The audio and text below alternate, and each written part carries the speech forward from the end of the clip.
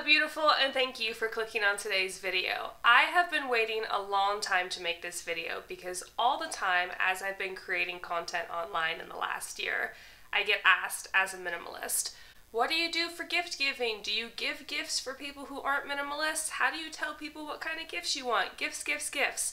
So I thought today, since we're getting closer to the holiday season, I would compile a list of things you can get the minimalist in your life. This list also applies really well to anybody in your life who kind of already has it all, and they're difficult to shop for that reason. Disclaimers are going to be in the pinned comment of this video if you need them. Let's go ahead and get some holiday music.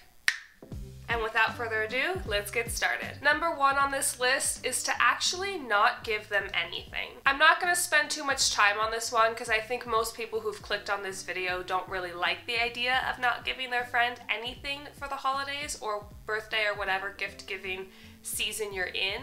However, if you've spoken to your friend or family member and they've made it pretty clear that they don't want to receive anything, that may be the honest truth, and therefore listening to their wishes may be the best method to do.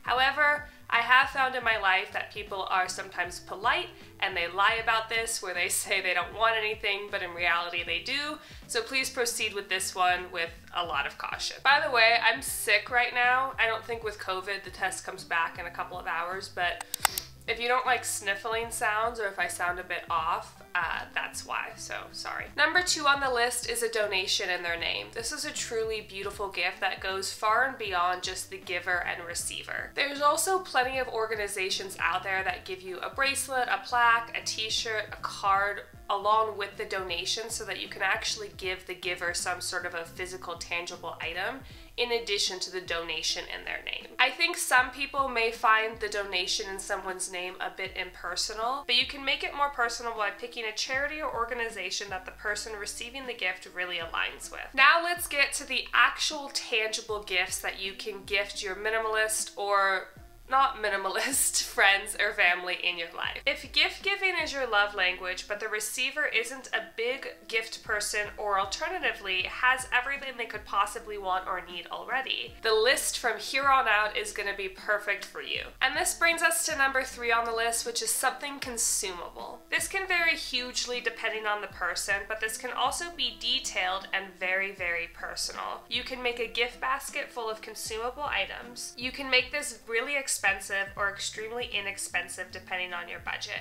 And what's good about this is that everybody, even minimalists, use stuff. A really good rule of thumb when you're looking for consumables of something is to find a luxury version of something that they already use. That way you know that item won't likely be wasted in the receiver's house, because then that ends up being clutter anyway. A few examples off the top of my head include fancy luxury olive oils, fancy luxury seasonings for the kitchen, nice coffee, hot chocolate, candy, chocolates, bath products, lotions, skincare boxes that are always around in the holiday season. And the list is literally never ending. You can go handmade with this too. Some awesome handmade consumables I've received during birthdays and holiday seasons include homemade teas, soaps, and jams. I have also received wonderful sourdough bread during the pandemic as a gift for my birthday. Moving on to number four.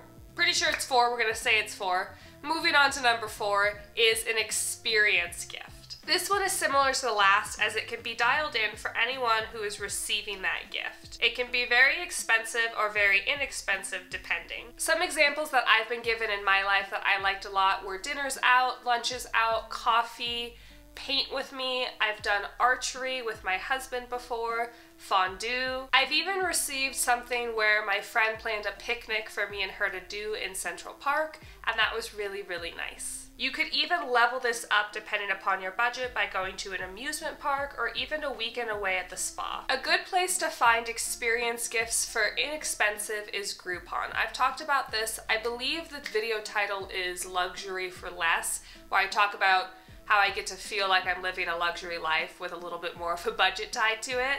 I can link that video down below, but Groupon is a great place to source activities for a lot less expensive. It's also good because as you're scrolling Groupon, you might come across ideas that you wouldn't have otherwise thought of if you were just organically thinking of them.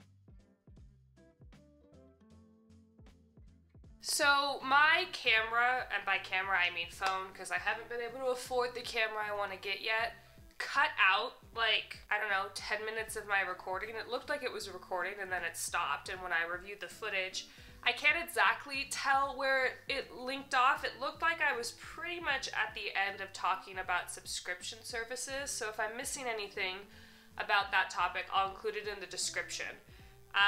But with all camera malfunctions aside, we're going to move on to the next one, bringing us to number 5, which is subscription services. There are plenty of subscription services, both digital and physical, that would make great gifts for your loved ones. You could get a wine subscription for 3 months, and I know that things like Skillshare and Audible make great subscription-based gifts for somebody in your life who maybe doesn't want any additional clutter or loves to learn. Not me wishing for an Audible sponsorship. You could even get them something as abstract as paying for 3 months of housekeeping.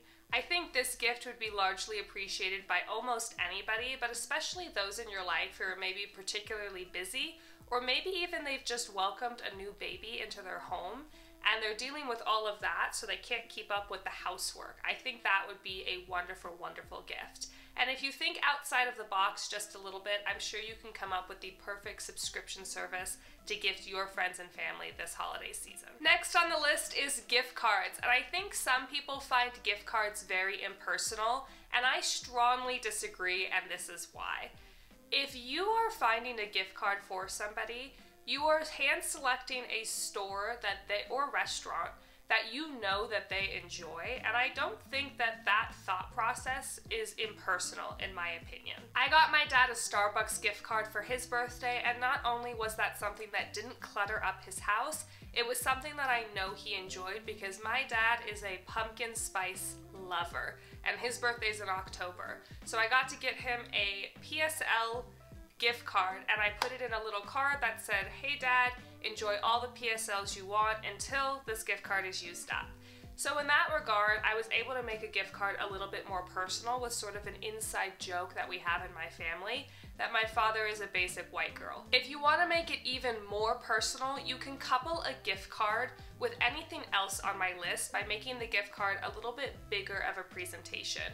So you can tie a gift card for maybe, I don't know, William and Sonoma tied to a nice bottle of olive oil. You can have a gift card for movies tied to a bag of popcorn, whatever it may be. If you make it a little bit bigger and a little bit more presentable, I think it'll make it feel more personal for those who feel like gift cards aren't very personal. The next one is something I've been doing with my sister for as long as I can remember. I feel like as long as we've been adults, and that is to just ask the person what they want and give them a budget.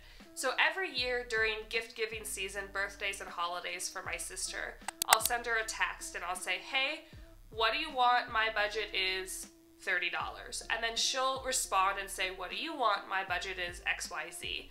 And this has largely worked out for our entire adult life. Some people may find this rude, so please proceed with caution and make sure that you're not asking anybody this question who you feel like they might take it offensively. I do think there is a proper way to introduce this concept in your life though, and the way that I did it with my sister is just sort of coming from the place of like, "Hey, I don't want to get you something that's inauthentic to what you want.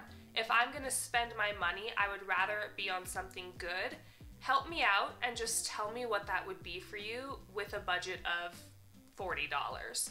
And I think if you come at it from a place of like love and care and concern, most people are pretty receptive to that in my opinion, but you'll know your friends and family best. Don't bring this one up if they're gonna find it rude. I will say in my own personal life, I've not necessarily in my family, but just in my personal life of people I've observed, that millennial and Gen Z people tend to be more receptive to this. I think a lot of us are under the understanding that we don't want to waste our money, we don't want you to waste your money, so I think it's worth giving a shot, even if you think it might go the wrong way, especially if they're millennial or Gen Z. Those generations obviously only apply to people in the United States, but as far as the United States trends, I will say I have had better luck doing this with people who are younger.